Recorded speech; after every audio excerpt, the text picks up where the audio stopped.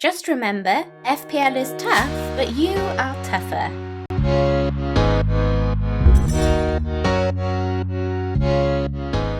Hi guys, and welcome back to the home of FPL videos. We're just days away now from the start of the Fantasy Premier League 2021 season. Let's delve into how my Gameweek 1 team is shaping up. I was deciding between Ryan, Martinez and McCarthy in my last draft video. I haven't yet been tempted to change McCarthy from this position. He's owned by 20.1% of the top 1k expert managers of all time at the time of recording this video, and he has a great run of fixtures to start with, only facing Tottenham and Chelsea from the top teams in the first 9 game weeks. There will of course be some trickier teams along the way, but I like him for this run. There's been a few changes in defence. Trent has kept his spot as the most owned defender in the game right now, selected by 54% of FPL managers, and with a run out in the last England game, I'll not be going against the crowd on this one. My 2 main changes in defence are Justin in for Vinagre and Walker-Peters in for Dallas. All 4 of these 4.5 options pose a risk. With noise of Vinagre moving on from Wolves, I've moved to Justin in the hope that Pereira isn't rushed back from injury. Dallas becoming Walker-Peters is also a risk because of the double up in Southampton defence. I prefer Walker-Peters